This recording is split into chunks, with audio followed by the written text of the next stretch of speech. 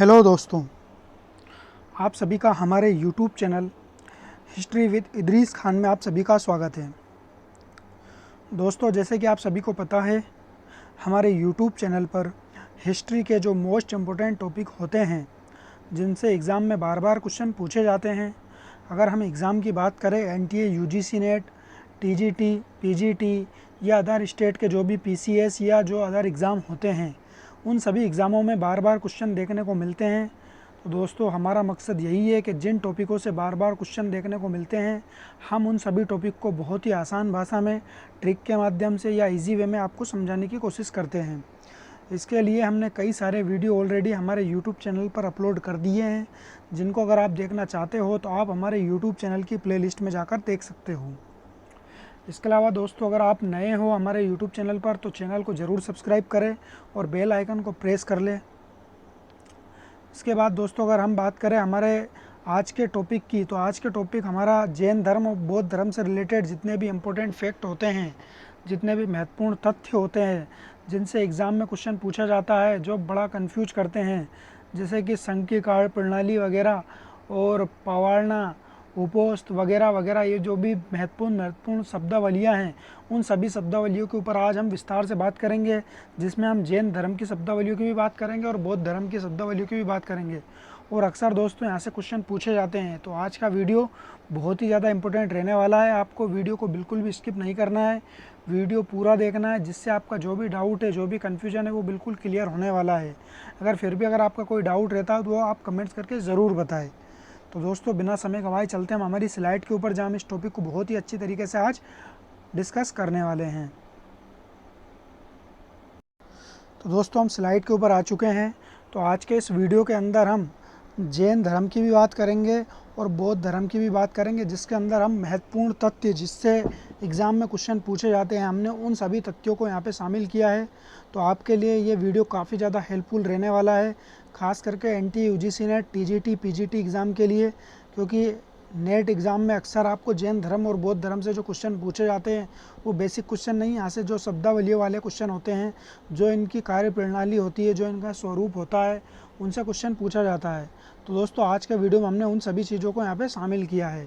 तो सबसे पहले बात कर लेते हैं हम जैन धर्म की। दोस्तों, जैन धर्म की अगर हम बात करेंगे, तो जैन धर्म के अंदर सबसे पहले हम जैन सिद्धांतों के बारे में बात करेंगे दोस्तों। तो जैन सिद्धांत के अंदर किन चीज़ों को शामिल किया जाता है, मतलब जैन धर्म के अंदर किन सिद्धांतों को फॉलो किया जाता है।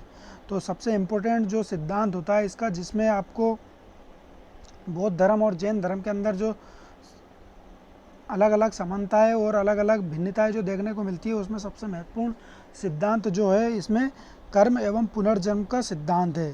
तो दोस्तों, इसका जो सिद्धांत है, इसकी अगर हम व्याख्या करके अगर समझने की कोशिश करें, तो कर्म का मतलब होता है दोस्तों, जो भी व्यक्तियों के द्वारा अच्छे कार्य या बुरे कार्य जो भी किए जाते हैं अपने जीवन में रहकर, वो सारे कर्म के अंतर्गत आते हैं। मगर इसमें दोस्तों पुनर्जन्म का जो चक्र चलता रहता है, उसको प्राप्त करने के लिए आपको कुछ चीज़ों को फॉलो करना पड़ता है। कुछ चीज़ों को आपको, जैसे कि अनुशीलन जो है, त्रिरत्न है, जैन धर्म के जो सिद्धांत है, उन सभी को फॉलो कर आपको पुनर्जन्म का जो चक्र है, उससे आप मुक्ति पा सकते हो। तो इस तरीके से दोस्तों, अगर आप अच्छे कर्म अगर करोगे, तो अच्छे कर्म करने के पश्चात ही आप जो पुनर्जन्म का जो चक्र है, उससे आप मुक्ति पालोगे। तो ये चीज़ें आपको यहाँ पे समझना है। इसके बाद दोस्तों, अगर हम बात करें जैन धर्म के त्रिरत्न की, तो जैन धर्म के अंदर 3 रत्न हैं। बौद्ध धर्म के अंदर भी 3 रत्न देखने को मिलेंगे, मगर हम यहाँ पे जैन धर्म के त्रिरत्न की बात कर रहे हैं। तो जैन धर्म का त्रिरत्न कौन कौन सा है दोस्तों? एक तो सम्यक दर्शन, सम्यक ज्ञान और सम्यक चरित्र। तो ये 3 दर्शन है। अब इन 3 दर्शनों में अगर हम बात करें दोस्तों, जैन जो हमारा पहला त्रिरत्न है दोस्तों, सम्यक दर्शन। तो सम्यक दर्शन के अंदर आपको 7 चीज़ों का ज्ञान होना चाहिए, जिसमें 7 तत्व को शामिल किया जाता है: जीव, अजीव, अश्रु, बंध, संवर, निर्जरा और मोक्ष। जब आप इन सभी चीज़ों को जब स्टेप बाय स्टेप फॉलो करोगे, तो लास्ट में जाके आपको मोक्ष की प्राप्ति हो जाती है। तो ये सम्यक दर्शन के अंतर्गत माना जाता है। इसके बाद दोस्तों, अगर हम बात करें सम्यक ज्ञान की, तो सम्यक ज्ञान के अंदर आपको ज्ञान को अर्जन करने का यहाँ पे तरीका बताया गया है। तो किस तरीके से आपको ज्ञान अर्जन करना है दोस्तों? तो इसमें 5 प्रकार बताए गए हैं। तो एक तो है आपका मति ज्ञान, मति ज्ञान में क्या होता है दोस्तों, जिसमें इंद्रियों के द्वारा ज्ञान प्राप्त किया जाता है। दूसरा होता है आपका श्रुति ज्ञान, जिसमें आपको सुनकर ज्ञान प्राप्त किया जाता है। तीसरा है दोस्तों आपका अवधि ज्ञान। अवधि ज्ञान में क्या शामिल किया जाता है दोस्तों, कि कहीं रखी गई वस्तु का दिव्य या अलौकिक ज्ञान, मतलब जो अलौकिक चीज़ें होती है, मतलब लौकिक चीज़ें तो वो होती है दोस्तों जो हमको दिखाई नहीं देती है, मगर अलौकिक चीज़ें जो हमको दिखाई ना दे उसका भी हमको ज्ञान हो जाए। तो दोस्तों ये चीज़ें हो गई आपकी। और इसके बाद दोस्तों एक और ज्ञान आता है इसमें, मना पर्याप्त ज्ञान। तो मतलब दूसरे के मस्तिष्क के अंदर कौन सी चीज़ें चल रही है, दूसरे के मन में कौन सी चीज़ें नहीं चल रही है, उसके मन के बारे में जानना, ये हो गया हमारा मना पर्याय ज्ञान। इसके बाद दोस्तों सबसे उच्च ज्ञान और जो सबसे अच्छे लेवल का, जो सबसे हाई लेवल का ज्ञान माना जाता है, वो होता है कैवल्य ज्ञान। और कैवल्य ज्ञान में दोस्तों सर्वोच्च एवं पूर्ण ज्ञान को शामिल किया जाता है, जिसके 14 चरण होते हैं। वो 14 चरण को पूरा करने के पश्चात आपको केवल ज्ञान की प्राप्ति हो जाती है दोस्तों। तो इस तरीके से हमने सम्यक ज्ञान की बात कर ली है। अब सम्यक ज्ञान के पश्चात हम दोस्तों अब सम्यक चरित्र की अगर बात करें, तो सम्यक चरित्र को प्राप्त करने के लिए दोस्तों आपको पंच महाव्रत को अनुपालन करना पड़ता है। तो पंच महाव्रत कौन कौन से होते हैं, पंच महाव्रत भी बोला जाता है इनको, और पंच अणुव्रत भी बोला जाता है। तो इसके अंदर दोस्तों पंच अणुव्रत या पंच महाव्रत कौन कौन से है, अपरिग्रह, अहिंसा, अर्मशा और आस्तेय और ब्रह्मचर्य। तो दोस्तों इसके अंदर जो ब्रह्मचर्य जो है महाव्रत जो जोड़ा है, वो हमारे जैन धर्म के जो वास्तविक संस्थापक माने जाते हैं महावीर स्वामी, उनके द्वारा इसके अंदर ब्रह्मचर्य को जोड़ा जाता है। तो ये सारी चीज़ें आपकी क्लियर हो गई होगी दोस्तों। तो हमने तीनों चीज़ों को जो दर्शन है इसको समझने की कोशिश की है, जिसके अंदर आपको यहाँ पे आपको सम्यक दर्शन किस तरीके से प्राप्त होगा, तो 7 चीज़ों को यहाँ पे आपको अपनाना है। उसके बाद सम्यक दर्शन प्राप्त होगा। फिर सम्यक ज्ञान किस तरीके से प्राप्त होगा, जो 5 तरीके बताएं उसमें सम्यक ज्ञान प्राप्त हो सकता है। सम्यक चरित्र को प्राप्त करने के लिए आपको पंच महाव्रत का अनुपालन करना पड़ेगा।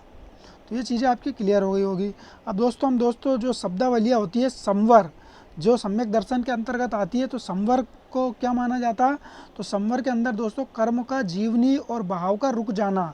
तो संवर वाली जो अवस्था होती है दोस्तों, उसके अंदर कर्म का जीवन और बहाव रुक जाना होता है, मतलब एक स्थिर अवस्था जो होती है जिसके अंदर सारी चीज़ों का रुक जाना होता है, वो संवर के अंतर्गत माना जाता है। फिर उसके बाद दोस्तों उसकी जो नेक्स्ट अवस्था होती है, संवर के बाद निर्जरा की अवस्था मानी जाती है। तो निर्जरा की जो अवस्था होती है उसके अंतर्गत दोस्तों जब व्यक्ति के पूर्व के संचित कर्म समाप्त हो जाते हैं, जैसे कि कोई इंसान है, वो इंसान अपना पहला जन्म लेकर आया है और उसके अंतर्गत उसने जो भी कर्म किया है, जैसे कि कोई सा गलत कर्म किया है, तो उसके पश्चात उसका दूसरा जन्म आएगा। और दूसरे जन्म के अंतर्गत जो उसने पहले जन्म में पुराने कर्म जो किए हैं, उन कर्मों का अगर उसने दूसरे जन्म में प्रायश्चित कर लिया है, तो उसके संचित कर्म समाप्त हो जाते हैं, मतलब उसके जो पुराने कर्म हैं वो समाप्त हो जाएंगे। फिर उसके बाद दोस्तों उसकी जो अगली अवस्था होगी मोक्ष की अवस्था। तो दोस्तों जब ये संवर और निर्जरा को प्राप्त कर लेगा, तो उसके बाद अगली अवस्था होती है दोस्तों मोक्ष की अवस्था। इसमें कर्म एवं जीव का वियोग मोक्ष है, मतलब कर्म और जीव बिल्कुल अलग हो जाते हैं, कर्म भी अलग हो जाते हैं और जीव भी अलग हो जाता है, मतलब आत्मा भी शरीर से निकल जाती है, तब मोक्ष की प्राप्ति होती है। अर्थात जीव का आवागमन चक्र से मुक्ति, यानी कि जो पुनर्जन्म का जो चक्र चल रहा था उससे मुक्ति मिल जाती है, इसी को मोक्ष कहा जाता है। तो ये सारी चीज़ें आपकी क्लियर हो गई होगी दोस्तों। और ये निर्जरा वाला आपका NTUGC नेट के अंदर पूछा जा चुका है, तो ये आपको याद रखना है दोस्तों। ये बिल्कुल PYQ की तरीके से आपको मोस्ट इंपोर्टेंट माना जाता है, तो ये आपको याद रखना है। इसके बाद हम आगे बात कर लेते हैं दोस्तों पंच महाव्रत। तो पंच महाव्रत की हमने बात करी थी, जिसके अंतर्गत आपको जैन जो हमारा दर्शन था सम्यक चरित्र वाला, उसके अंतर्गत पंच महाव्रत को शामिल किया जाता है। तो पंच महाव्रत में कौन कौन से महाव्रत है देख लेते हैं। अपरिग्रह, तो पहला पंच महाव्रत माना गया है दोस्तों अपरिग्रह। इसके अंतर्गत आपको संपत्ति का संग्रह नहीं करना है, इस बात का उल्लेख किया, मतलब इस बात की जानकारी, इस बात का उपदेश दिया गया है। जैन जो तीर्थंकर है उन्होंने उपदेश दिया है कि अपरिग्रह के अंतर्गत आपको किसी भी तरीके की संपत्ति जो है, नाज हुआ, अनाज वगैरह और धन संपदा वगैरह, इन सारी चीज़ों को संग्रह नहीं करना है। इसके बाद दोस्तों दूसरा जो पंच महाव्रत के अंतर्गत जो दूसरा महाव्रत है वो है अहिंसा। तो अहिंसा के अंतर्गत तो आप सभी को पता ही होगा दोस्तों, इसको ज़्यादा एक्सप्लेन करने की ज़रूरत नहीं है। इसके अंतर्गत आपको जीव मात्र के प्रति आपको दया प्रकट करना है, जीव की हत्या नहीं करना है, किसी भी तरीके का जीव से हत्या से रिलेटेड कोई भी कार्य नहीं करना है। इसके बाद दोस्तों अगला महाव्रत आता है अमृसा। अमृसा का मतलब होता है दोस्तों झूठ नहीं बोलना। मतलब किसी भी सिचुएशन में कोई भी बात आ जाए या कोई भी आपकी कंडीशन बन जाए, एनी कंडीशन आपको झूठ नहीं बोलना है, तो ये चीज़ आपको अमृसा के अंतर्गत आएगी। फिर उसके बाद दोस्तों अस्तेय आता है। अस्तेय नामक जो महाव्रत है उसके अंदर आपको चोरी नहीं करना है। तो चोरी नहीं करने का उपदेश भी आपको जैन धर्म का जो पंच महाव्रत है उसके अंतर देखने को मिल रहा है। फिर उसके बाद दोस्तों अगला जो महाव्रत आता है वो आता है ब्रह्मचर्य। तो ब्रह्मचर्य को आपको सभी को पता होना चाहिए दोस्तों, महावीर स्वामी के द्वारा ये जोड़ा गया था। तो पंच महाव्रत के अंतर्गत जो अंतिम अवस्था होती है वो ब्रह्मचर्य होता है। ब्रह्मचर्य का मतलब दोस्तों आपको संन्यास ग्रहण करके जंगलों में जाकर तपस्या करना और ध्यान लगाना और ईश्वर की भक्ति में लीन होना, ये सारी चीज़ें आपको ब्रह्मचर्य की अवस्था में आ जाती है। मतलब गृहस्थ अवस्था को छोड़कर संन्यास आश्रम और जंगल में जाकर आपको ध्यान लगाना, ये सारी चीज़ें ब्रह्मचर्य की अवस्था में आ जाती है। तो ये पंच महाव्रत का सिद्धांत आपको महावीर स्वामी ने दिया है। दोस्तों आपको कमेंट्स करके ये बताना है कि 4 महाव्रत का सिद्धांत किसने दिया था। इनसे पहले के किस तीर्थंकर ने 4 महाव्रत का सिद्धांत दिया था, जिसमें आखिरी का जो ब्रह्मचर्य का सिद्धांत महावीर स्वामी ने जोड़कर इसको पंच महाव्रत बना दिया था। तो आपको कमेंट्स करके बताना है कि 4 महाव्रत का सिद्धांत किस तीर्थंकर ने दिया था। इसके बाद दोस्तों अगली बात कर लेते हैं जैन धर्म के जो संप्रदाय हुए हैं, कौन कौन से संप्रदाय हुए। तो सबसे पहला संप्रदाय दोस्तों श्वेतांबर और दिगंबर आता है। तो श्वेतांबर की अगर बात करें दोस्तों तो ये श्वेत वस्त्र धारण करते थे और इसका जो विभाजन हुआ था दोस्तों चंद्रगुप्त मौर्य के समय, जो चंद्रगुप्त मौर्य के जो शासनकाल में प्रथम जैन संगति का जो आयोजन हुआ था दोस्तों 300 BC के समथिंग। तो उसमें स्थूल भद्र के जो मानने वाले थे, स्थूल भद्र के जो साथ सपोर्ट करने वाले अनुयायी थे, उसके ग्रुप के जो लोग थे उन्होंने श्वेतांबर शाखा को अपनाया था। फिर उसके बाद दोस्तों जो दक्षिण के जो लोग थे, जो भद्रबाहु के साथ दक्षिण चले गए थे, उन लोगों ने दिगंबर शाखा को अपनाया था। और दिगंबर शाखा के अंतर्गत दोस्तों आपको वस्त्र वगैरह ये सारी चीज़ों को नहीं पहनना रहता है, उसमें दिशाओं को ही वस्त्र माना जाता है। इसके अलावा दोस्तों दिगंबर जो जैन संप्रदाय के लोग होते हैं, वो जो मल्लीनाथ नाम के जो जैन तीर्थंकर होते हैं उनको पुरुष मानते हैं, जबकि श्वेतांबर संप्रदाय के जो लोग होते हैं मल्लीनाथ को महिला मानते हैं। तो ये चीज़ आपको समझ में आ गई होगी। फिर उसके बाद दोस्तों कुचर्क नाम का एक संप्रदाय आता है। फिर आखिरी का जो संप्रदाय होता है दोस्तों ये स्तूप निकाय संप्रदाय होता है, जो मथुरा के अंदर देखने को मिलता है। तो ये सारी चीज़ें आपकी क्लियर हो गई होगी दोस्तों। इसके बाद अगला देख लेते हैं दोस्तों, जैन धर्म के अंदर एक पर्व मनाया जाता है जिस पर्व का नाम होता है पर्युषण। और जो कितने दिनों तक चलता है दोस्तों, ये 18 दिनों तक चलता है। ये आपका मोस्ट इंपोर्टेंट फैक्ट है, आपको याद रखना है दोस्तों। एग्जाम के अंदर क्वेश्चन पूछ लिया जाएगा कि पर्युषण नामक पर्व का संबंध किस धर्म से है। शैव धर्म, जैन धर्म, बौद्ध धर्म, हिंदू धर्म, इस तरीके से दे दिया जाएगा ऑप्शन। तो आपको याद रखना है दोस्तों, जैन धर्म के अंदर पर्युषण नामक पर्व मनाया जाता था जो 18 दिनों तक चलता था। इसके बाद अगला देख लेते हैं दोस्तों, 4 उपार की बात की गई है जैन धर्म के अंदर। तो 4 उपार मतलब जो भी जैन धर्म के जो अनुयायी होते हैं वो 4 उपार को मतलब वितरण करना रहता है, 4 उपार लोगों को देना रहता है। तो कौन कौन से इसमें शामिल होते हैं दोस्तों, एक तो ज्ञान देना, मतलब लोगों के लिए विद्यालय खुलवाना, स्कूल खुलवाना और बच्चों को ज्ञान दिलवाना, ये 4 उपार में शामिल किया गया है। दूसरा है भोजन देना। दोस्तों जैन धर्म से रिलेटेड जितने भी जो लोग होते हैं वो अक्सर आपको भोजन की सेवा करते हुए देखने को मिल जाते हैं। तो भोजन देना इनका 4 उपार में शामिल किया है। इसके बाद दोस्तों अस्पताल से रिलेटेड औषधियों का वितरण करना, ये भी 4 उपार में शामिल किया गया। और अंतिम है दोस्तों आवास प्रदान करना। तो जो बेसहारा लोग होते हैं जिनों के पास आवास वगैरह नहीं होता है, वो आवास देना जैन धर्म के जो 4 उपार सिद्धांत हैं उनमें शामिल किया गया है। इसके बाद अगला इंपॉर्टेंट फैक्ट देख लेते हैं दोस्तों, जैन धर्म का जो दर्शन है उसके अंदर हिंदू सांख्य दर्शन का अधिक निकट माना गया है।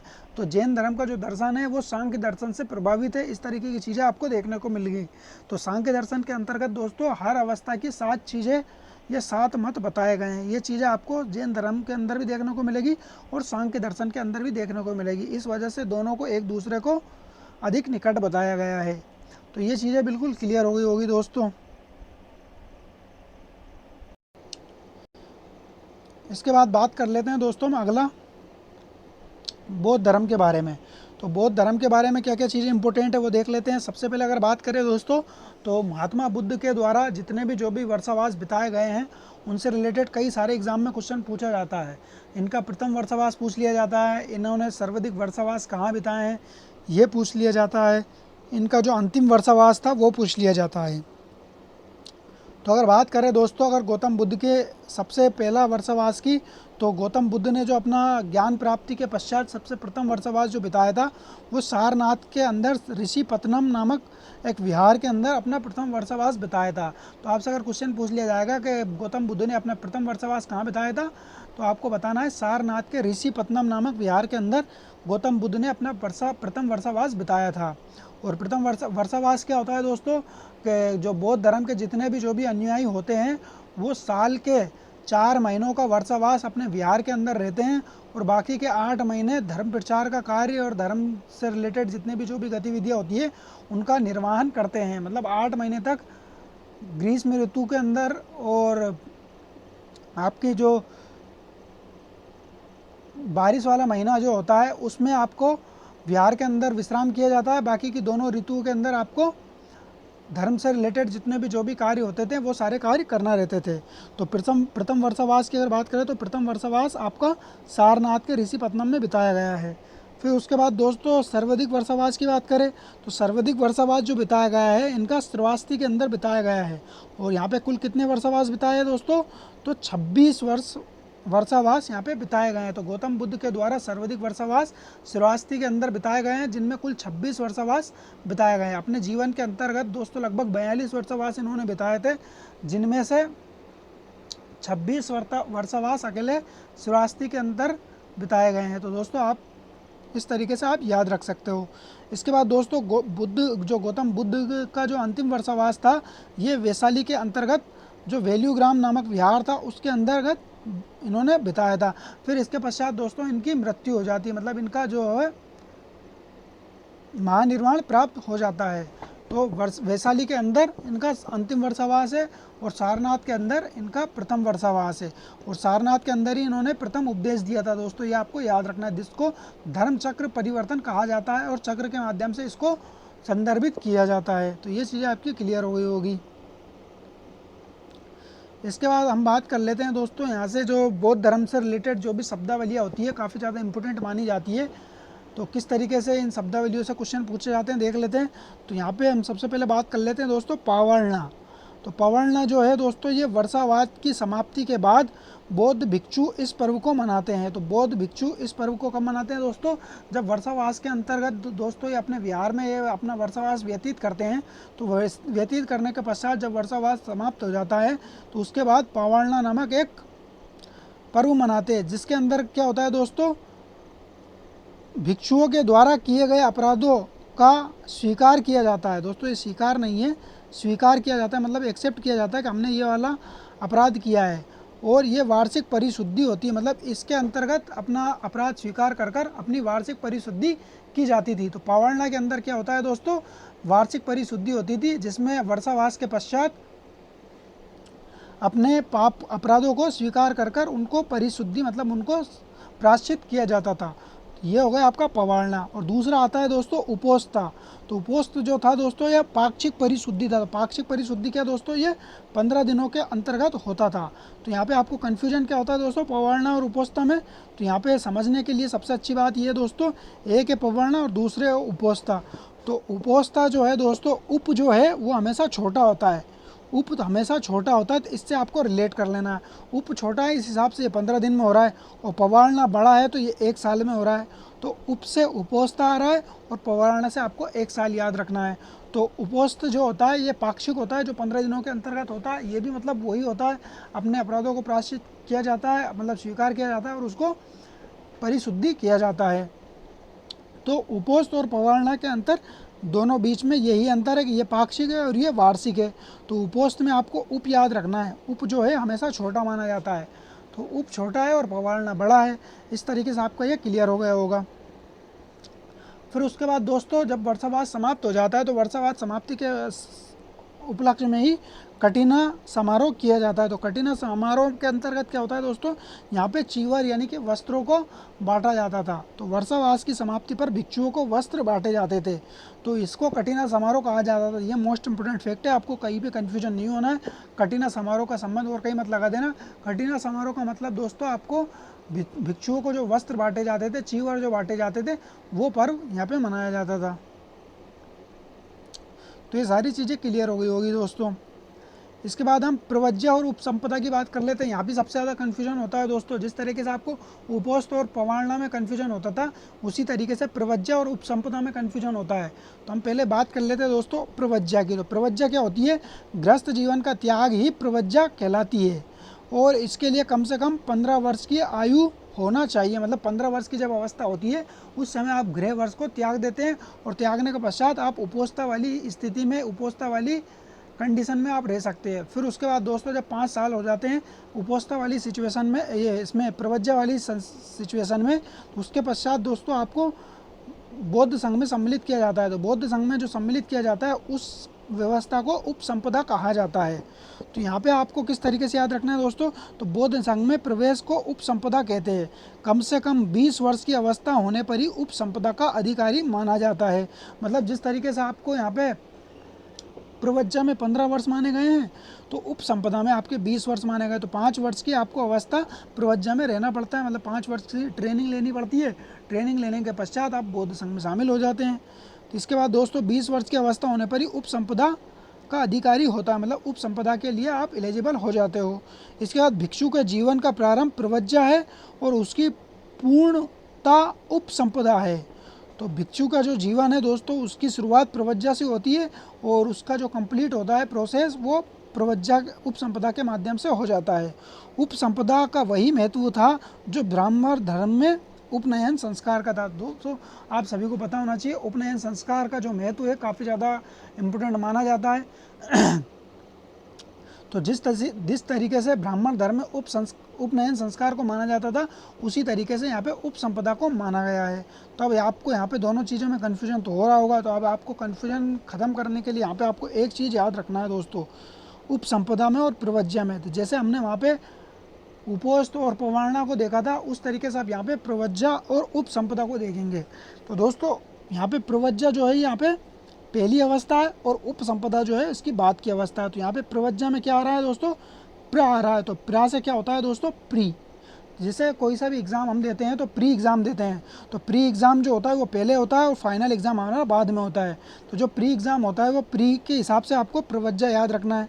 तो प्री एग्ज़ाम आपने दे दिया, देने के बाद 15 वर्ष की अवस्था में प्री एग्ज़ाम दे दिया, फिर 5 वर्ष तक आपको इस एग्ज़ाम की जो ट्रेनिंग होती है उस एग्ज़ाम में आपको रहना है।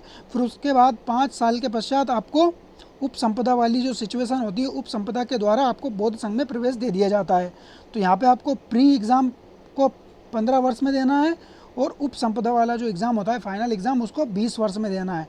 तो यहाँ पे आपको कन्फ्यूज नहीं होना है दोस्तों। प्री एग्ज़ाम पहले देना है, तो प्री एग्ज़ाम में क्या याद रखना है, प्रवज्जा पहले देना है, और उपसंपदा वाला एग्ज़ाम जो है आपको 20 वर्ष की अवस्था में देना है। तो ये चीज़ आपकी क्लियर हो गई होगी दोस्तों। मुझे नहीं लगता अब आपका कोई भी कन्फ्यूजन होगा।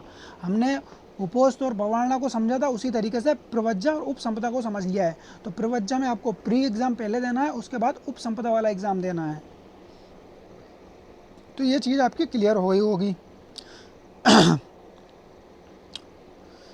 इसके बाद हम प्रतिमोक्ष की बात कर लेते हैं दोस्तों। तो प्रतिमोक्ष को ही पतिमोक्ष भी कहा जाता है, पाली भाषा में इसको पतिमोक्ष भी कहा जाता है दोस्तों। यहाँ पे आपको कंफ्यूज नहीं होना है, पतिमोक्ष और प्रतिमोक्ष एक ही माना जाता है। तो प्रतिमोक्ष क्या अवस्था होता है देख लेते हैं दोस्तों। तो प्रतिमोक्ष यह विधि निषेध है। तो विधि निषेध का मतलब क्या दोस्तों, जो भी रूल रेगुलेशन होते हैं, अगर किसी भिक्षु के द्वारा या किसी भिक्षुणी के द्वारा कोई रूल रेगुलेशन को भंग कर दिया जाता है, या तोड़ दिया जाता है, या गलती से भी टूट जाता है, तो उसको प्रतिमोक्ष कहा जाता है। अनुशासन संबंधी, तो यहाँ पे लिखा गया है दोस्तों, अनुशासन संबंधी विभिन्न क्षेत्रों को भंग हो जाने पर किए जाने वाले प्रयास को ही संकलित किया गया है। तो यहाँ पे जो दोस्तों प्रतिमोक्ष होता है, उसके अंतर्गत जो भी हमसे रूल रेगुलेशन भंग हो जाते हैं, उनको संकलित यहाँ पे किया गया है। ये माह में 2 बार पाठ किया जाता था। प्रतिमोक्ष का जो पाठ किया जाता था, मतलब ये 15 दिन में ये पाठ किया जाता था। 15 दिन में ये पाठ कर कर अपने जो अपराध किए हैं उनके लिए प्रतिमोक्ष की व्यवस्था की जाती थी।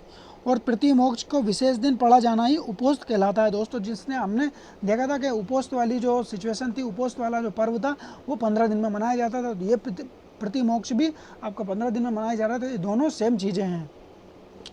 तो इसमें दोस्तों ये होता क्या है, 15 दिन में होता था। तो ये कैसे होता था, जब तक 4 से कम भिक्षु होने पर प्रतिमोक्ष की सभा नहीं की जाती थी। तो दोस्तों एक भिक्षु ने नियम तोड़ दिया, दूसरे ने तोड़ दिया, तीसरे ने तोड़ दिया। जब 4 लोगों भिक्षुओं ने जब ये नियम तोड़ा है और 4 लोगों ने ये चीज़ें को जब एक्सेप्ट कर लिया है, स्वीकार कर लिया है कि हमसे ये रूल टूटा है, हमसे ये रूल भंग हुआ है, तो उसके पश्चात आपको प्रतिमोक्ष या उपोस्तवाल्या पर्व मनाया जाता था। तो ये पाक्षिक पर्व था, ये 4 भिक्षुओं के लिए मनाया जाता था। तो ये चीज़ आपकी क्लियर हो गई होगी दोस्तों। इसके बाद हम बात कर लेते हैं दोस्तों संघ की कार्य प्रणाली। तो ये मोस्ट इंपॉर्टेंट है दोस्तों। संघ की कार्य प्रणाली की जो शब्दावलियाँ है कई सारे एग्जामों के अंदर पूछी जाती है। कभी कभी सिंगल पूछ ली जाती है, कभी कभी मैच करने में पूछ ली जाती है। तो संघ की कार्य प्रणाली में दोस्तों सबसे पहले बात कर लेते हैं विनयधर नामक अधिकारी की। तो ये संघ का प्रमुख होता है। तो बौद्ध संघ जो होता है उसके अंतर्गत दोस्तों कई सारे भिक्षु भिक्षुणियों को शामिल किया जाता है, जिसमें 10 शील को अनुपालन किया जाता है। उन सभी की जो कार्य प्रणाली होती है उनको हम देख रहे हैं। तो उसके अंतर्गत दोस्तों जो संघ का प्रमुख होता है उसे विनयधर कहा जाता है, जो संघ का प्रमुख होता था। इसके बाद दोस्तों दूसरा होता था अनुसावन। तो अनुसावन का मतलब क्या होता है दोस्तों, संघ का प्रस्ताव का पाठ करने वाला। तो जैसे ही संघ के अंदर पूरी सभा होती थी, पूरी सभा के अंदर दोस्तों जब कोई प्रस्ताव को पाठ करता था, जो भी अधिकारी प्रस्ताव को पढ़ता था उसे अनुसावन कहा जाता था। तो अनुसावन का मतलब दोस्तों संघ का प्रस्ताव का पाठ करने वाला, मतलब संघ के प्रस्ताव को जो पढ़कर बताता है उसे अनुसावन कहा जाता है। इसके बाद बात कर लेते हैं दोस्तों आगे, भूमि स्कीम का संबंध किससे है दोस्तों, तो बहुमत से पारित प्रस्ताव। तो जब प्रस्ताव किसी को पढ़ लिया जाता है तो प्रस्ताव को फिर लागू करवाया जाता था, मतलब प्रस्ताव को पारित करवाया जाता था। जब प्रस्ताव पारित हो जाता था तो उसे भूमि स्कीम कहा जाता था। इसके बाद दोस्तों अधिकरण की बात कर लेते हैं। तो अधिकरण जो था किसी भी प्रस्ताव पर मतभेद होना। तो ये जब पारित हो जाता था जब तो भूमि स्कीम कहलाता था, जब उसमें मतभेद होते थे तब उसको अधिकरण कहा जाता था। अधिकरण का मतलब उसको रोक लिया जाता था। तो ये मतभेद वाली चीज़ है दोस्तों, अधिग्रहण और अधिकरण। तो इससे आपको रिलेट कर लेना। अधिग्रहण करना मतलब किसी चीज़ को जब्त कर लेना। तो अधिकरण किसी भी प्रस्ताव का मतभेद होने पर वो प्रस्ताव रुक जाता था। इसके बाद दोस्तों साल का ग्राहक की बात अगर हम करें तो साल का ग्राहक जो होता था ये मतदान अधिकारी होता था। जब भी कोई प्रस्ताव होता था तो उस प्रस्ताव के पक्ष में और विपक्ष में मतदान करवाया जाता था, और सभा के अंदर जब मतदान होता था तो उस अधिकारी को जो कहा जाता था दोस्तों साल का ग्राहक कहा जाता था। तो ये आपको याद रखना है। इसके बाद दोस्तों अगला अधिकारी आता था आसन पन्नापक। तो आसन पन्नापक तो दोस्तों आपको याद रह जाएगा, सदस्य के बैठने की व्यवस्था करने वाला। तो आसन पे लोग बैठते हैं तो आसन से ही आपको याद रह जाएगा। और कोरम जो होता था दोस्तों 20 होता था। मतलब 20 किस तरीके से होता था दोस्तों, तो 1/20 जो था कोरम का सदस्य माना जाता था। जैसे अगर 14 सदस्य का संघ था तो उसके अंतर्गत जब 20 सदस्य आ जाते थे उसको कोरम माना जाता था। अगर 20 से अगर कम है, 19 से 18, 17, 15, तो उसको कोरम नहीं माना जाता था। तो दोस्तों 20 सदस्यों को कोरम माना जाता था। जिस तरीके से हम लोकसभा विधानसभा के बारे में बात करते हैं कोरम कितना है, कोरम कितना है, तो यहाँ पे आपको 20% कोरम माना जाता था। मतलब 20 सदस्यों को, अगर 100 सदस्यों की परिषद है तो उसमें 20 सदस्यों को कोरम माना जाता था। तो ये चीज़ आपकी क्लियर हो गई होगी। इसके बाद दोस्तों 4 आर्य सत्य की बात कर लेते हैं। तो 4 आर्य सत्य कौन कौन से हैं? 4 आर्य सत्य की अगर हम बात करें दोस्तों, 4 आर्य सत्य के अंतर्गत माना जाता है दुख। पहला जो आर्य सत्य है उसमें दुख, दूसरा है दुख समुदाय, तीसरा है दुख निरोध, चौथा है दुख निरोध गामिनी प्रतिपदा। तो सबसे पहले अगर बात करें दोस्तों दुख की, तो दुख के बारे में गौतम बुद्ध ने अपने क्या विचार दिए। गौतम बुद्ध ने कहा है कि दुख जो है ये दुख जो है जन्मजात होता है। बुद्ध ने कहा है कि जन्म भी दुख है, मतलब जब इंसान पैदा होता है तो वो दुख के साथ पैदा होता है, और मृत्यु भी दुख है। तो जब जन्म लेता है तो वो भी दुख माना गया है, और जो मृत्यु होती है वो भी दुख माना गया है। अप्रिय मिलन और प्रिय वियोग भी दुख है, मतलब किसी से मिलना और किसी से अलग होना वो भी दुख में शामिल किया गया है। इच्छित वस्तु जो होती है उसको, अगर जैसे किसी चीज़ के बारे में हमने किसी चीज़ को पसंद कर रखा है, वो चीज़ अगर हमारे पास प्राप्त नहीं हो रही है तो भी दुख है। और कोई चीज़ हमारे पास जिसकी हमारी इच्छा ही नहीं है और वो हमारे पास है तो भी दुख है। तो मतलब किसी चीज़ की इच्छा है और वो हमारे पास नहीं है तो भी दुख है, और किसी चीज़ की इच्छा नहीं है और वो हमारे पास है तो भी वो दुख है। मतलब किसी चीज़ को पसंद कर रहे हैं, वो चीज़ हमारे पास नहीं है तो दुख है, और कोई चीज़ हमारे पास तो है मगर उस चीज़ को हम पसंद नहीं कर रहे तो भी दुख है। इसके बाद दोस्तों, सभी सामाजिक संबंध एक प्रकार का बंधन है, इसलिए सभी को दुख के समान बताया गया है। तो ये सारी चीज़ों को दुख में शामिल किया गया है। तो दोस्तों, दुख का इन्होंने बताया कि दुख के अंतर्गत कौन कौन सी चीज़ें शामिल की गई है। अब बात कर लेते हैं दोस्तों दुख समुदाय की। दुख समुदाय के बारे में क्या कहा है, तो इन्होंने दुखों के मूल कारणों को बताया है। दुख का मूल कारणों को बताया। मूल कारण क्या दोस्तों, किसी भी चीज़ का जो कारण होता है उसको दुख का मूल कारण बताया गया है। अविद्या एवं तृष्णा। तृष्णा का मतलब क्या होता है दोस्तों, लालच करना या किसी चीज़ के बारे में ज़्यादा लंबी लंबी उम्मीदें लगाना, तो ये दुख समुदाय के अंतर्गत माना जाता है। और दुखों की उत्पत्ति यहीं से होती है। सबसे बड़ी बात दोस्तों, अगर किसी चीज़ की हम उम्मीद लगा रहे हैं तो उसी उम्मीद के साथ ही दुख की उत्पत्ति हो जाती है। और गौतम बुद्ध ने बताया कि समय में दुख की उत्पत्ति प्रधान कारण कर्म को माना जाता है, तो कर्म को भी दुख का प्रधान कारण माना गया है। तो ये चीज़ें आपकी क्लियर हो गई होगी दोस्तों। तो सबसे पहले दुख का प्रकार बताया गया। दुख के प्रकार क्या क्या चीज़ें होती है, कि किसी चीज़ को पाने की इच्छा है और वो हमारे पास नहीं है, तो ये दुख की इच्छा मानी गई है। और कोई हमारे पास नहीं है, मतलब कोई हमारे पास है और वो हमें पसंद नहीं है तो भी हमें दुख है। इसके बाद दुख समुदाय की बात कर ली थी। अब दुख निरोध के बारे में क्या बताया गया दोस्तों, दुख निरोध के बारे में इन्होंने अपने विचार प्रकट किए गौतम बुद्ध ने कहा है कि दुखों के मूल कारण अविद्या, मतलब दुखों का जो मूल कारण है, दुखों का निरोध के बारे में उन्होंने बताया कि दुखों का जो मूल कारण है अविद्या और तृष्णा, यानी कि जो लालच होता है वो दुखों का मूल कारण है, और इनको दूर करना ही दुख निरोध कहा जाता है। जब हमारी इच्छाओं को मार लेंगे, जैसे किसी चीज़ को, जैसे एग्जाम्पल के लिए किसी ने बोल दिया कि भाई मेरे पास बंगले होने की इच्छा है, मतलब मुझे इच्छा है, अगर ये इच्छा है अगर वो ख़त्म कर लेगा तो वो दुख निरोध के अंतर्गत माना जाएगा। जब आप इच्छा ही नहीं करोगे, जब किसी चीज़ की आप उम्मीद ही नहीं लगाओगे, तो उसको दुख निरोध के अंतर्गत माना जाएगा। फिर उसके बाद दोस्तों अगली अवस्था आती है दुख निरोध गामिनी प्रतिपदा। तो दोस्तों, दुख निरोध गामिनी प्रतिपदा को अगर आपको प्राप्त करना है तो इसके लिए आपको दोस्तों 3 मार्ग को फॉलो करना पड़ता है। पहला मार्ग है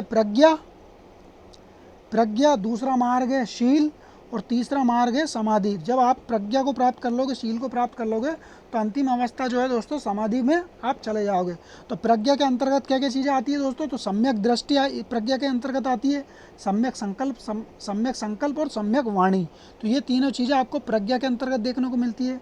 फिर अगर हम शील की बात करें दोस्तों, तो सम्यक कर्मांत और सम्यक अजीव, ये शील के अंतर्गत आता है। और इसके बाद सम्यक समाधि की अगर बात करें दोस्तों, तो समाधि के अंतर्गत सम्यक व्यायाम, सम्यक स्मृति और सम्यक समाधि, ये तीनों चीज़ें इसके अंतर्गत आती है। तो दोस्तों, दुख निरोध गामिनी प्रतिपदा को प्राप्त करने के लिए आपको 3 चीज़ों को फॉलो करना पड़ता है, प्रज्ञा, शील और समाधि, जिसमें आपको प्रज्ञा का हमने बताई दिया, सम्यक दृष्टि, सम्यक संकल्प, सम्यक वाणी।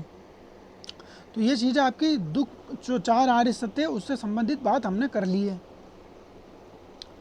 इसके बाद दोस्तों 10 शील की बात कर लेते हैं। तो 10 शील के अंतर्गत किन किन चीज़ों को यहाँ पे फॉलो करना पड़ता है, कि बौद्ध भिक्षुओं को कौन कौन सी चीज़ों को फॉलो करना पड़ता है, और गृहस्थ को कौन कौन सी चीज़ों को फॉलो करना पड़ता है। अगर हम बौद्ध भिक्षु की अगर बात करें, तो बौद्ध भिक्षु को ये सभी जितने भी जो भी 10 शील है, इन सभी 10 शीलों को फॉलो करना पड़ता है।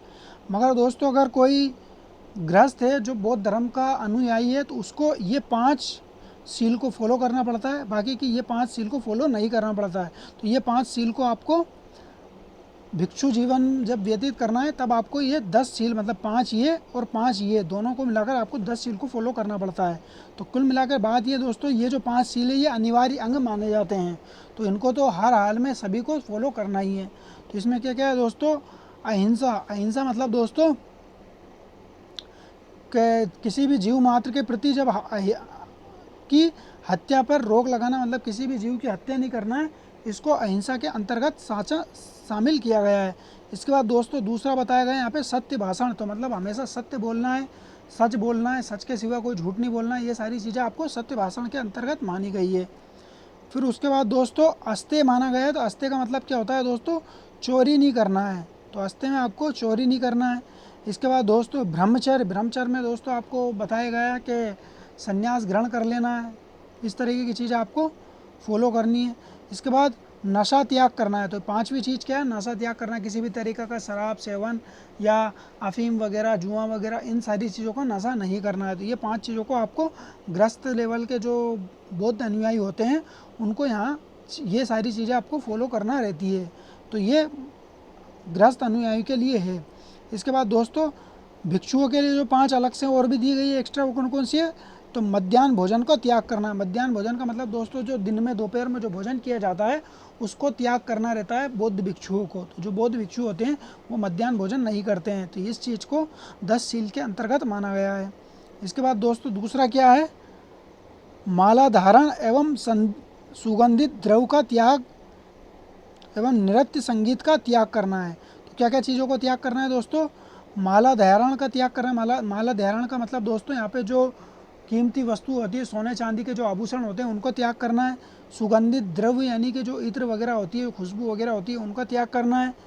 और नृत्य संगीत को भी त्याग करना है। तो नृत्य संगीत को भी यहाँ के पे त्याग करने की बात बोली है जो बौद्ध भिक्षु होती है उनके लिए। इसके बाद दोस्तों सोना चांदी का त्याग करना है। तो सोना चांदी का त्याग यहाँ पे करना है दोस्तों।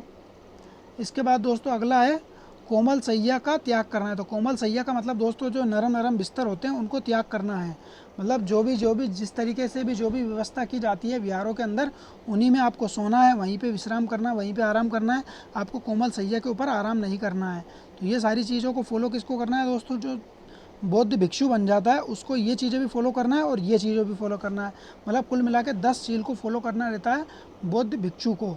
मगर जो नॉर्मल जो अनुयायी होता है उसको ये 5 शील को 10 शील 5 शील को ये फॉलो करना रहता है। ये 5 शील उसके लिए अनिवार्य मानी जाती है। तो ये सारी चीज़ें आपकी क्लियर हो गई होगी दोस्तों। इसके बाद बौद्ध धर्म के संप्रदाय की बात कर लेते हैं दोस्तों। तो बौद्ध धर्म का जो संप्रदाय था, सबसे पहला संप्रदाय था दोस्तों थेरवाद।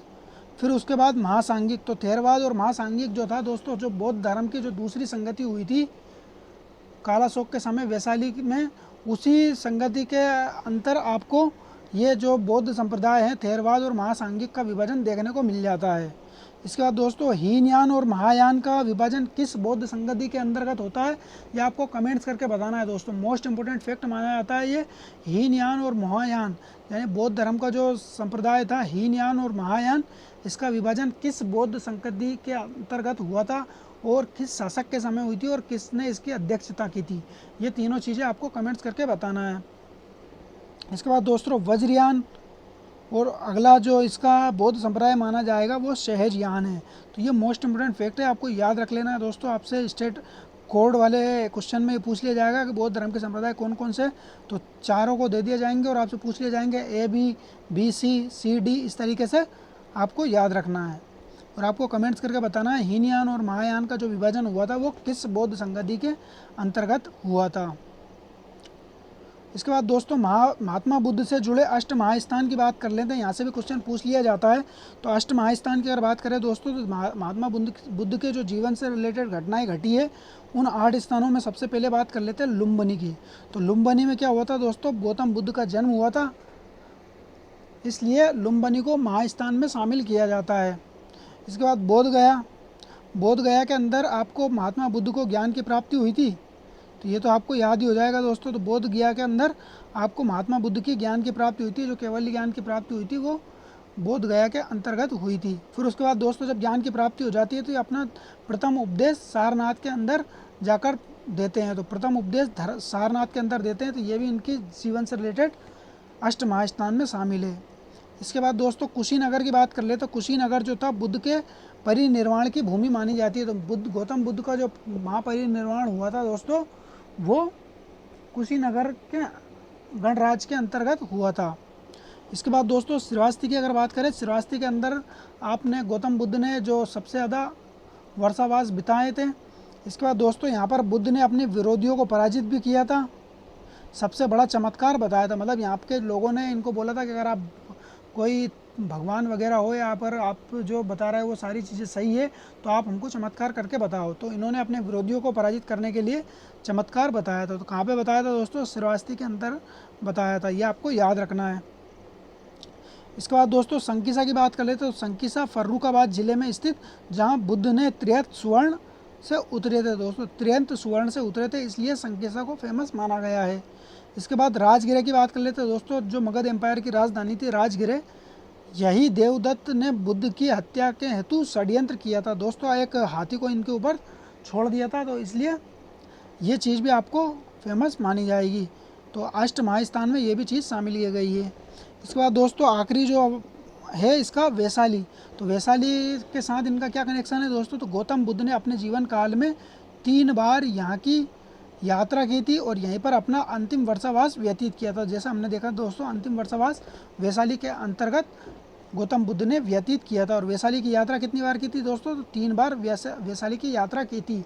और यहीं से वैशाली के अंतर्गत महिला बौद्ध संघ की स्थापना का सुझाव इनको मिला था। और उसके पश्चात यहाँ से